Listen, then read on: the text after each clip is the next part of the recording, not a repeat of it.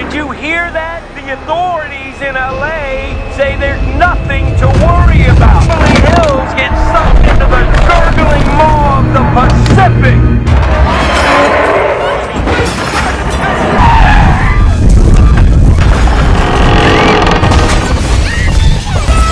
Come on, kids! Come on, move quick, quick! Come on! Get it!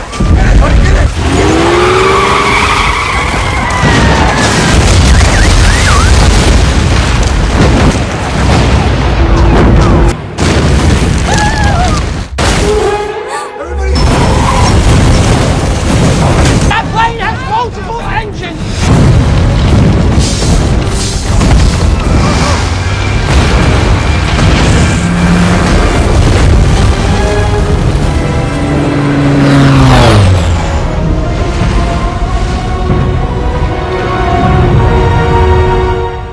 Kamusta kayong lahat? Nandito na naman tayo sa Filipino Chill Recap.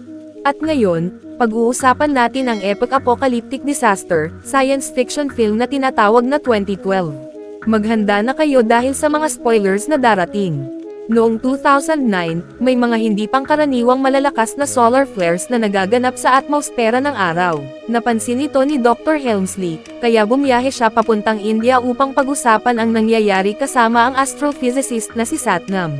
Magkasama silang bumisita sa isang minahan ng tanso, kung saan gumamit sila ng elevator na bumababa ng 11,000 feet sa ilalim ng lupa. Sa laboratorio sa loob ng minahan, ipinakita ni Satnam kay Helmsley na ang kasalukuyang mga solar flare ang pinakamalaki sa buong kasaysayan at nagiging sanhi ng pag-init ng core ng mundo. Pinatunayan niya ito sa pamamagitan ng pagbukas ng isang tangke na puno ng kumukulong tubig mula sa ilalim ng lupa. Dahil sa takot sa isang pandaigdigang sakuna, agad na bumalik si Helmsley sa USA upang gambolain ang isang mahalagang gala at iulat ang problema kay Anheuser, ang pinuno ng Presidential Administration. Pagkalipas ng 6 na buwan, noong 2010, sinabi ni US President Wilson sa G8 Summit ang tungkol sa nalalapit na katapusan ng mundo. Hindi ito umabot sa kaalaman ng publiko, ngunit nagsimulang magplano ang mga pinakamakapangyarihang tao sa mundo. Sa Tibetan Valley, sinimulan nilang magtayo ng malalaking arc ship para sa mga piling elite, ngunit sinabi nila sa mga lokal na isang dam lamang ang ginagawa. Inilipat nila ang mga taong hindi kayang magtrabaho, at tanging ang may mga partikular na kasanayan lang ang pinayagang manatili. Noong 2011, ibinebenta na ang mga tiket ng ARC sa mga elite sa halagang 1 billion euros bawat isa. Sa Louvre, nakipagkita ang anak ni Wilson na si Laura sa direktor ng museo upang palitan ang Mona Lisa ng pekeng kopya at iligtas ang orihinal mula sa mga panatiko. Noong 2012, hindi pa rin alam ng publiko ang katotohanan, ngunit nagsimula ng pag-usapan sa mga balita ang Mayan calendar at ang paniniwala ng marami na paparating na ang katapusan ng mundo, hanggang sa punto na may mga taong kusang nagtatapos ng kanilang buhay ng grupo-grupo. Lumilitaw ang mga bitek sa mga kalsada ng California, ngunit walang seryosong pumapansin dito at sinisisi lamang ito sa isang maliit na lindol. Sa daungan, nagulat ang mga pasahero ng isang cruise ship nang bahagyang lumubog ang barko sa tubig. Kinagabihan, tinawagan si Laura ng direktor ng Louvre at sinabi nitong niloko raw sila tungkol sa tunay na dahilan ng paglipat ng mga artwork, at balak niyang sabihin ang katotohanan sa isang press conference. Ngunit bago pa siya makapagsalita ng higit pa, biglang sumabog ang kanyang sasakyan at napatay siya. Sa White House, ipinaalam ni Helmsley at Anheuser kay Wilson na mali ang kanilang mga kalkulasyon at mas mabilis na darating ang katapusan ng mundo kaysa sa inaasahan nila. Naputol ang usapan nang dumating si Laura, na gustong malaman kung bakit isang panlilin lang ang organisasyong pinagtatrabahuhan niya. Wala nang ibang nagawa si Wilson kundi sabihin sa kanya ang totoo. Samantala, isinama ni Jackson ang kanyang mga anak sa isang family trip papuntang Yellowstone. Nagulat sila nang makakita ng maraming helicopter na lumilipad at mapansing may bakod ang paligid ng lawa, ngunit binaliwala nila ang mga babala at umakyat lang sa bakod. Pagdating nila sa lawa, laking gulat nila nang makita itong tuyong-tuyo at napapaligiran ng mga patay na hayop. Habang palihim silang pinagmamasdan ng isang kakaibang lalaking nagngangalang Charlie mula sa kagubatan, dumating ang militar at dinala ang pamilya sa kanilang base. Sinabi ni Helmsley kay Jackson na sila ay mga geologist na nagsisiyasat sa nangyari sa lawa at delikado ang lugar, kaya dapat na niyang ilayo ang kanyang mga anak. Pagkaalis ng pamilya, Tinawagan ni Helmsley si Satnam, na nagsabing napilitan siyang isara ang minahan at nakakatanggap din siya ng kaparehong datos mula sa ibang mga bansa. Nagsimula nang maging hindi matatag ang cross ng mundo, kaya kailangang simulan na ang evacuation. Pumunta si Jackson at ang kanyang mga anak sa isang camping area, ngunit doon sila hinarang ni Charlie, na gustong malaman kung ano ang sinabi ng mga siyentipiko. Tinuwanan niya ang sagot ni Jackson na para bang alam na niyang kasinungalingan iyon.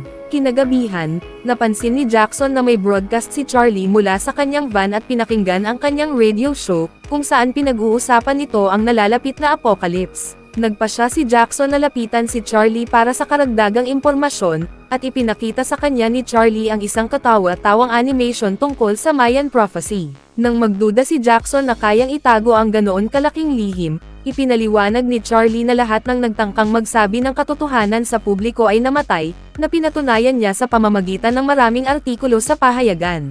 Napansin ni Jackson na isang propesor na dati niyang nakatrabaho ay namatay 2 buwan na ang nakalipas, at sinabi ni Charlie na ang propesor na iyon ang nagpadala sa kanya ng isang mapa na may lokasyon ng mga lihim na sasakyang pangkalawakan ng gobyerno. Sa paniniwalang katawa-tawa ang ideya, bumalik na lang si Jackson sa kanyang tent. Kinabukasan, lalo pang lumala ang mga lindol sa California, at isang napakalaking bitek sa lupa ang naging sanhi para mahati sa dalawa ang isang supermarket.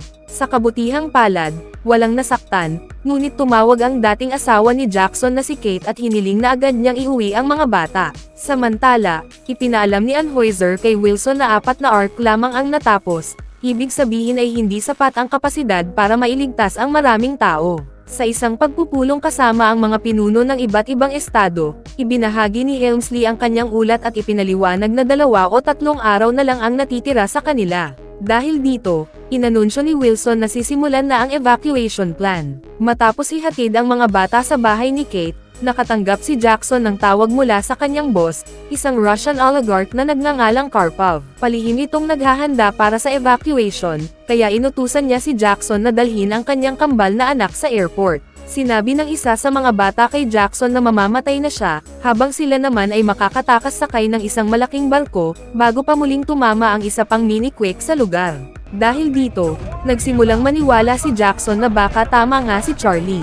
Umarkila siya ng eroplano at nagmadaling bumalik upang sunduin ang kanyang pamilya. Sa mismong sandaling iyon, isang mas malakas na lindol ang tumama sa California, at ngayon ay nagsimula ng gumuho ang mga bahay. Dumating si Jackson sa tamang oras upang masando ang kanyang mga anak, si Kate, at ang bagong nobyo nitong si Gordon. Habang gumuho ang mga bahay sa paligid nila, nagsimula ring magbitak-bitik ang mga kalsada, kaya napilitan si Jackson na magmaneho ng parang wala nang pakialam sa bilis upang makaiwas sa pagbagsak sa malalalim na hukay. Hindi nagtagal, marami pang tao ang nagtangkang tumakas, dahilan para magsiksikan ang mga sasakyan. Napilitan si Jackson na dumaan sa mga bakuran at puno, hanggang sa tumalon ang sasakyan mula sa isang platform ng lupa. Sa downtown, pati mga tulay at matatayog na gusali ay nagsimula na ring gumuho, na ikinamatay ng libu-libong tao. Matapos ang mahabang biyahe, sa wakas ay nakarating ang grupo sa airport, ngunit nadiskubre nilang patay na ang piloto. Si Gordon ay may kaunting flying lessons ngunit walang karanasan, kaya kabado niyang sinubukang paliparin ang eroplano. Sa kabila nito, nagawa niyang mailipad ang pamilya palabas ng airport bago pa ito tuluyang masira. Hindi nagtagal, halos buong Los Angeles ay lumubog na, at nagsimula ng takpan ng dagat ang mga lungsod sa baybayin. Maya-maya pa, huminto ang pamilya sa Yellowstone upang hanapin si Charlie at ang kanyang mapa, ngunit wala si Charlie sa van dahil naghihintay siya ng katapusan sa tuktok ng isang bundok. Minaneho ni Jackson ang van paakyat ng bundok upang hanapin si Charlie, ngunit nasaksihan lamang niya ang paglipad ng napakaraming ibon at ang unti-unting paglubog ng mga burol. Habang umaalis si Jackson sakay ng van, nanatili si Charlie upang ipagpatuloy ang kanyang broadcast, hanggang sa sumabog ang isang bulkan at winasak ang buong lugar. Nagsimulang umulan ng mga batong mula sa bulkan, napatay si Charlie at tinamaan ang likod ng van. Sa kabutihang palad, sapat ang bilis ni Jackson upang tumalon sa ibabaw ng isang bitek sa lupa at makarating sa airport sa tamang oras. Kailangan pa niyang hanapin ang mapa sa loob ng van, ngunit dahil sa tagal nito, patuloy na nagbibitak ang lupa hanggang sa tuluyang bumagsak ang van. Inakala ni Gordon na patay na si Jackson, kaya inihanda na niya ang eroplano para sa pag-alis. Ngunit sa huling sandali, biglang lumabas si Jackson mula sa van at tumakbo upang hawakan ang kamay ni Kate. Nang makasiguro silang ligtas na siya, tuluyan nang lumipad ang eroplano at iniwan ang lugar bago pa sila maabutan ng pagsabog ng bulkan. Pagkatapos, sinuri ni Jackson ang mapa at napansin niyang kailangan nilang pumunta sa China, kaya mangangailangan sila ng mas maayos na eroplano. Kinagabihan, pinanood ni Anheuser at Helmsley ang mga ulat tungkol sa sunod-sunod na natural disaster sa buong mundo. Nasasira ang mga mahahalagang landmark, milyon-milyong tao ang namamatay, at nawawala na ang anumang pag-asa. Naniniwala si Helmsley na panahon na para sabihin sa publiko ang katotohanan, ngunit tumanggi si Anheuser hanggat hindi pa nakakasakay sa mga ark ang mga piniling tao, sinasabing para ito sa kaligtasan ng sangkatauhan. Pagkatapos, sinabi nila kay Wilson na oras na para umalis, ngunit nagpasya si Wilson na manatili at harapin ang katapusan kasama ng kanyang mga kababayan. Inagaw ni Anheuser ang pamumuno at binaliwala ang pagtutol ni Helmsley. Lumipad ang eroplano kasama sila at si Laura, na tumanggap ng huling tawag mula sa kanyang ama upang magpaalam. Pagkatapos nito, sa wakas ay gumawa si Wilson ng isang pampublikong anunsyo upang ipaalam sa buong mundo ang katotohanan. Samantala, nakarating ang grupo ni Jackson sa airport sa Las Vegas, kung saan naghihintay rin si Karpov dahil kanselado na ang lahat ng flight. Kasama niya ang kanyang kambal na anak, ang kasintahan niyang si Tamara, at maging ang aso nito. Nakiusap si Jackson kay Karpov na isama ang kanyang pamilya, ngunit noong una ay hindi siya pinansin. Gayunpaman, nang makahanap sa wakas ang piloto niyang si Sasha ng isang eroplano na maaari nilang gamitin, ipinaliwanag nito na kailangan niya ng co-pilot, at inalok ng pamilya ni Jackson si Gordon. Tinanggap ito ni Karpov, at sabay-sabay silang tumakbo upang makasakay sa isang napakalaking eroplano na may kargang mga sasakyan. Sinabi ng air traffic control na wala silang pahintulot na lumipad, ngunit nagtulungan sina Sasha at Gordon at nagawang mag-take off, umiwas sa mga gumuguhong gusali, at bahagyang tumama lamang sa tuktok ng isang tore bago tuluyang magtungo sa China. Makalipas ang ilang sandali, habang lumilipad sila sa ibabaw ng Hawaii, laking gulat nila nang makita itong lubusang natabunan ng lava at halos wala nang natitirang gusaling nakatayo. Sa Tibet, isang Buddhist monk na nagngangalang Nima ang tumanggap ng liham mula sa kanyang kapatid, na nagtatrabaho sa mga ark at ibinahagi ang katotohanan. Matapos humingi ng pahintulot sa kanyang guro, iniwan ni Nima ang bundok upang sunduin ang kanyang mga lolo't lola. Sa Washington DC, patuloy ang pagbagsak ng abo mula sa bulkan, kaya binuksan ni Wilson ang White House para sa mga taong naghahanap ng masisilungan. Nang may isang batang babae na naghahanap ng kanyang ama, nagpasya si Wilson na tulungan siya at tinawag ang mga paramedic sa labas. Ngunit biglang tumama ang isang lindol at pinabagsak ang Washington Monument. Sa Vatican, nagtipon ang mga tao para sa panalangin sa isang espesyal na misa, ngunit naputol ito nang tumama rin ang lindol. Gumuho ang gusali at pumatay ng milyon-milyong tao. Sa sandaling iyon, may dumating na ulat na nagsasabing may mga tsunami na nabubuo sa iba't ibang panig ng mundo. Isang cruise ship sa gitna ng dagat ang tumaob dahil sa napakalalakas na alon, at wala nang magawa ang mga tripulante kundi tanggapin ang kanilang kapalaran. Sa Washington DC, nagising si Wilson na natatakpan ng abo at napapalibutan ng daan-daang bangkay, at nasaksihan niya ang isang tsunami na tumabon sa buong lugar at pumatay sa lahat ng nakaligtas sa lindol, kasama na si Wilson mismo. Samantala, nadiskubre ni Helmsley na ang base kung saan naroon ang mga ark ay lulubog din sa ilalim ng tubig sa loob ng halos 6 hours, at malaki na ang naging paggalaw ng crust ng mundo. Nagbaliktad ang magnetic fields ng parehong pole at gumalaw ng husto, hanggang sa ang North Pole ay nasa Wisconsin na ngayon. Balik naman sa grupo ni Jackson, inanunsyo ni Sasha na paubos na ang gasolina at kailangan na nilang gumawa ng emergency landing. Nang handa na ang lahat, nagsimulang bumaba sina Sasha at Gordon, ngunit laking gulat nila nang matuklasang wala na ang karagatan. Dahil sa paggalaw ng mga kontinente, napadpad ang eroplano sa Himalayas, malapit sa lugar kung saan itinatayo ang mga ark. Hindi nagtagal, nawalan ng makina ang eroplano at bumaba ng masyadong mababa, kaya nagsimula itong umalog ng matindi. Napakahirap ng landing, kaya inutusan ni Sasha ang lahat na pumasok sa isang sasakyan at lumabas sa cargo area. Sa una, tinulungan ni Gordon si Sasha, ngunit sinabi ng piloto na sumama na siya sa iba. Sabay-sabay na lumabas ang mga pamilya sakay ng isang sasakyan na ligtas na nakalapag dahil sa nyebe, ngunit ang lahat ng ibang sasakyan ay tumilapon palabas at bumagsak. Nagawa ni Sasha na ailapag ang eroplano, ngunit sa kasamaang palad ay dumulas ito sa yelo, nahulog sa bangin, at agad na sumabog, ikinamatay ni Sasha. Sa sandaling iyon, may mga Chinese cargo helicopter na dumaan habang nagdadala ng mga hayop papunta sa mga ARC. Napansin ng ilang opisyal ang mga pamilya at bumaba upang iligtas sila, ngunit tinanggap lamang nila ang mga may tiket. Umalis si Karpov kasama ang kanyang mga anak at ang aso, ngunit iniwan niya si Tamara dahil alam niyang niloko siya nito kasama si Sasha. Sa katunayan, masaya pa siyang patay na ang piloto. Naglakad-lakad ang grupo ng ilang sandali hanggang sa may makitang dumadaang truck, kaya naghagis si Jackson ng bato upang mapatigil ito. Ang driver ay si Nima, na pumayag na isakay sila. Samantala, dumating din sa lugar ang grupo ni Helmsley at napansin nila ang napakaraming mahahalagang tao, kabilang ang Reyna at ang kanyang mga aso. 4 lamang ang natapos na arc, ngunit nasira ang ikatlo dahil sa mga lindol, kaya maraming tao tulad ni Karpov ang hindi pa pinapayagang sumakay. Nadismaya sina Helmsley at Laura nang mapagtanto nilang sa hanay ng mga mahahalagang siyentipiko ay marami ring mayayamang walang silbi, samantalang ni isang manggagawa ng ARC ay walang nabigyan ng tiket. Nang pumasok si Helmsley sa kanyang cabin, napansin niyang kasya ang 10 people, ngunit mas pinili pa rin ang karangyan.